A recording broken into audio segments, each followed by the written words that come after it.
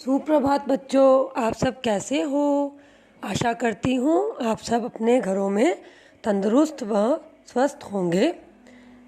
जैसा कि आप सब जानते हो, हम कुछ मात्राएं सीख चुके हैं।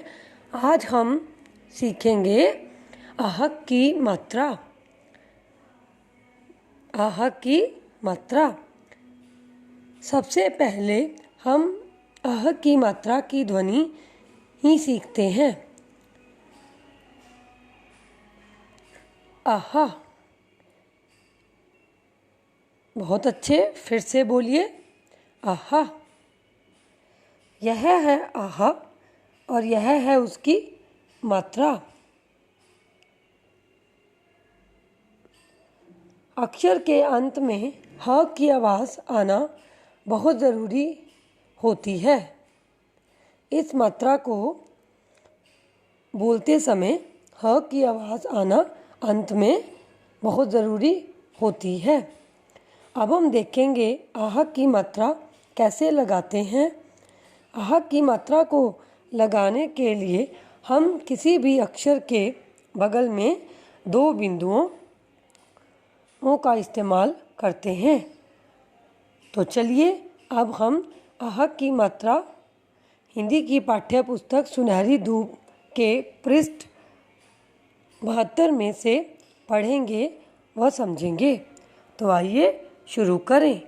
यह है आह और यह है उसकी मात्रा। प्रातः, प्रातः, प्रातः। नमः, नमः, नमः। अतः, अतः। पुनः, अंततः। शनैः, स्वस्तः, प्रायः। तो बच्चों, आपने अच्छे से देखा कि इन सब के पीछे ह की ध्वनि सुनाई दे रही है। तो आइए आगे बढ़ते हैं, बोल बोल कर पढ़ते हैं। शनैः शनैः तुम पढ़ना। चलिए अब आप पढ़ेंगे। पुनः पुनः याद करना।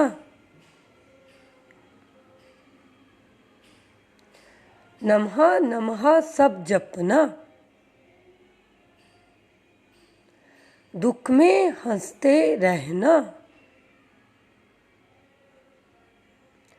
प्रातः जल्दी तुम उठकर माता पिता को सिर झुकाकर स्वस्थ पाठशाला जाकर पुनः खेलना शाम को आकर। रिद्धिमा प्रातः 6 बजे उठती है। शनैः शनैः पाठशाला जाने के लिए तैयार होती है। वह पुनः पुनः अपना पाठ याद करती है, अतः खुश रहती है। बच्चे, शनैः शनैः जल्दी जल्दी, पुनः पुनः अच्छे से, दोबारा। पुनः मीन्स दोबारा। नमः नमः नमस्कार। प्रातः जल्दी, सुबह। प्रातः सुबह। अतः और। तो बच्चों, आइए अब पृष्ठ 73 को पढ़ेंगे व समझेंगे। इस अभ्यास को करेंगे। प्रश्न 1, रंग भरो और लिखो यह किस समय का चित्र है। तो ये बच्चों, ये चित्र किस समय का है? प्रातः का।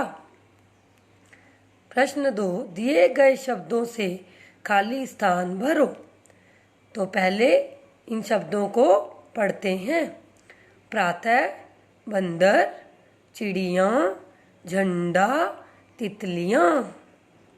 क, डैश पेड़ पर बैठा है। बंदर पेड़ पर बैठा है। ख, बाग में तितलियाँ उड़ रही हैं। बाग में तितलियाँ उड़ रही हैं। ग, रिधिमा डैश 6 बजे उठती है। तो बताओ बच्चों, रिधिमा प्रातः 6 बजे उठती है। घ, मोहन डैश फहरा रहा है। मोहन झंडा फहरा रहा है। ड़, डैश दाना चुग रही है। चिड़िया दाना चुग रही है। तो आइए आगे बढ़ते हैं। प्रश्न 3, जोड़कर नए शब्द बनाओ। अ, तह, अतः। प्रातः, प्रातः। अंततः, अंततः। अतः, प्रातः, अंततः। प्रश्न 4, सही स्थान पर विसर्ग लगाओ। बच्चों, प्रायः, शनैः, पुनः, स्वतः।